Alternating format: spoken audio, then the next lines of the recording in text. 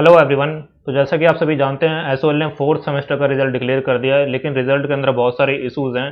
जैसे बहुत से स्टूडेंट्स को वहाँ पे एब्सेंट मार्क कर दिया गया है, लेकिन उन्होंने एग्जाम दिए थे। इसी तरह से बहुत सारे स्टूडेंट्स को फेल कर दिया गया है। इसके अलावा बहुत सारे स्टूडेंट्स के जो सब्जेक्ट है, वहाँ के सब्जेक्ट के आगे वहाँ पे ब्लैंक शो हो रहा है, या फिर मेन ओपी लिखा हुआ आ रहा है, या फिर बहुत से जो मदर नेम है वो वहाँ पे शो नहीं हो रहा है। इसके अलावा बहुत सारे स्टूडेंट्स की ये भी क्वेरी है कि जिस भी सब्जेक्ट में हमें एब्सेंट किया गया है या हमें फेल किया गया है, उसके हमारे री एग्ज़ाम कब होंगे, यानी कि दोबारा से उसके एग्ज़ाम हमें कब देने हैं, और उसका फॉर्म हमें किस तरह से फिल करना है। तो इस तरह से बहुत सारी क्वेरीज है स्टूडेंट्स की। तो इस वीडियो के अंदर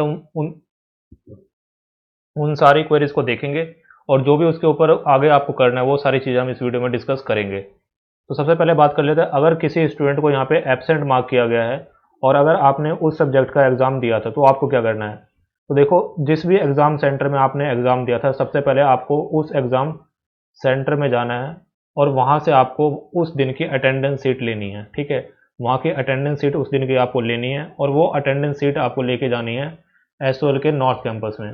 ठीक है, एसओएल के नॉर्थ कैंपस में आप जाएंगे, और वहाँ पे जो अटेंडेंस सीट वहाँ से आप लेके आएंगे, उसकी आप फोटो कॉपी लेके आएंगे। तो उसको, उस अटेंडेंस सीट को यहाँ पे एसओएल में वहाँ पे अटैच कर दिया जाएगा। ठीक है, यहाँ पे मोस्ट प्रोबेबली आपको गेट नंबर 1 पे भेजेंगे, और उसको यहाँ पे अटैच कर दिया जाएगा। अब ये जो अटेंडेंस सीट आपकी अटैच करवाई गई है, इस अटेंडेंस सीट को आपको लेके जाना है।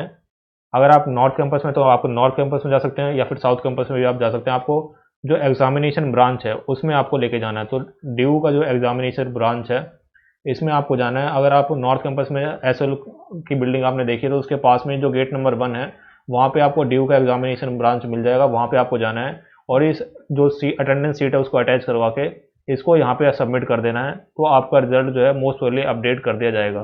दोबारा से मैं बता दूं, अगर आपको किसी सब्जेक्ट में एब्सेंट किया गया और आपने एग्ज़ाम दिया है, तो आपको एग्ज़ाम सेंटर जाना है। एग्ज़ाम सेंटर से अपनी अटेंडेंस सीट लेनी है। उस अटेंडेंस सीट को लेकर एसओएल के नॉर्थ कैंपस में जाना है, वहाँ से उस अटेंडेंस सीट को अटैच करवाना है, और फिर आपको ड्यू के एग्जामिनेशन ब्रांच में जाकर उसको सबमिट कर देना है। ठीक है, अब ये सारा प्रोसीजर जो एसओएल का एडमिनिस्ट्रेशन है उसको खुद करना चाहिए था, लेकिन वो कर नहीं रहा। तो ये बहुत दुख की बात है कि एसओएल के जो स्टूडेंट्स हैं उनको ये सारा प्रोसीजर यहाँ पे करना पड़ेगा। इसके अलावा अगर किसी स्टूडेंट को एफ दिया गया, यानी फेल किया गया है, तो एक बात तो स्टूडेंट से ये कन्फ्यूजन आपको दूर कर लें। अगर वहाँ पे जीरो मार्क्स, जीरो वहाँ पे लिखा हुआ है, तो इसका मतलब ये नहीं है कि आपके जीरो मार्क्स हैं।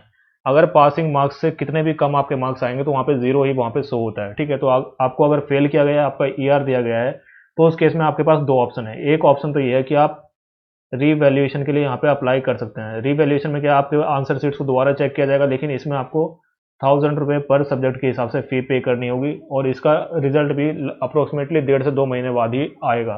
ठीक है, तो आप चाहें तो रीवैल्यूएशन के लिए अप्लाई कर सकते हैं। इसके अलावा अगर आप रीवैल्यूएशन के लिए अप्लाई नहीं करते, तो आपका जो ये फोर्थ सेमेस्टर का सब्जेक्ट है, इसका एग्ज़ाम आपको सिक्स सेमेस्टर के साथ देना होगा। ठीक है, तो बहुत सारे स्टूडेंट्स तो ये क्वेरी कर रहे थे कि हमारे री एग्ज़ाम कब होंगे। तो ये जो फोर्थ सेमेस्टर वाले सब्जेक्ट हैं, इसके एग्ज़ाम आपको सिक्स सेमेस्टर के साथ देने होंगे, और इसका फॉर्म जब आप अभी जो आपका फिफ्थ सेमेस्टर के फॉर्म निकलेंगे, इसी में आपको इस सब्जेक्ट को ऐड करने का ऑप्शन मिल जाएगा। तो वहीं पे आप ये फोर्थ सेमेस्टर वाले सब्जेक्ट ऐड कर लेना, और इसके एग्ज़ाम आपको सिक्स सेमेस्टर के साथ देने होंगे। ये एग्ज़ाम होंगे आपके अप्रोक्सीमेटली जून 2023 में। ठीक है, तो जून 2023 में आपके री एग्ज़ाम होंगे, तो इस समय आप अपने एग्ज़ाम दे सकते हैं, या फिर आप रीवैल्यूएशन के लिए अप्लाई कर सकते हैं। ठीक है, अभी के लिए यही दो ऑप्शन आपके पास हैं। आप चाहें तो एसएल कैंपस में आप जा सकते हैं। अगर स्टूडेंट्स का नंबर काफ़ी ज़्यादा होगा, तो हो सकता है वो कोई और यहाँ पे एक्शन ले, लेकिन अभी के लिए यही दो ऑप्शंस आपके पास अवेलेबल हैं। इसके अलावा बहुत से स्टूडेंट्स का ये आ रहा है कि जो आपका सब्जेक्ट नेम है उसके आगे ब्लैंक शो हो रहा है, या फिर मेन ओपी लिखा हुआ आ रहा है। इसके अलावा मदर नेम वहाँ पे शो नहीं हो रहा। तो ये सारे जो है टेक्निकल इशू हैं, इसके लिए आपको कुछ भी करने की ज़रूरत नहीं है। ये समय के साथ अपने आप ही ठीक हो जाएंगे। कुछ समय बाद आप अपनी मार्कशीट को दोबारा डाउनलोड कर सकते हैं, तो वहाँ पे मोस्ट प्रोबेबली ये सारे जो इशूज़ हैं वो सारे इशूज़ वहाँ पे रिजॉल्व हो जाएंगे। इसके लिए आपको कैंपस विजिट करने की कोई भी आवश्यकता नहीं है। अगर आपका मेन ओपी लिखा हुआ आ रहा है, सब्जेक्ट नेम लिखा हुआ नहीं आ रहा, या फिर मदर नेम तो खैर किसी का भी लिखा हुआ नहीं आ रहा, तो इस सभी केस में आपको कहीं भी जाने की आवश्यकता नहीं है। मेनली यहाँ पे दो इशूज़ हैं। अगर आपका एब्सेंट आया है, तो आपको अटेंडेंस शीट वहाँ पे लेके जानी पड़ेगी, और अगर आपका फेल आया है, तो आपको रिवैल्यूएशन या फिर नेक्स्ट ईयर में आप अपने एग्ज़ाम दे सकते हैं। इसके अलावा और कोई आपकी क्वेरी हो तो डेफिनेटली आप कमेंट सेक्शन में लिखें। For the time being that's the end of the video. Thank you.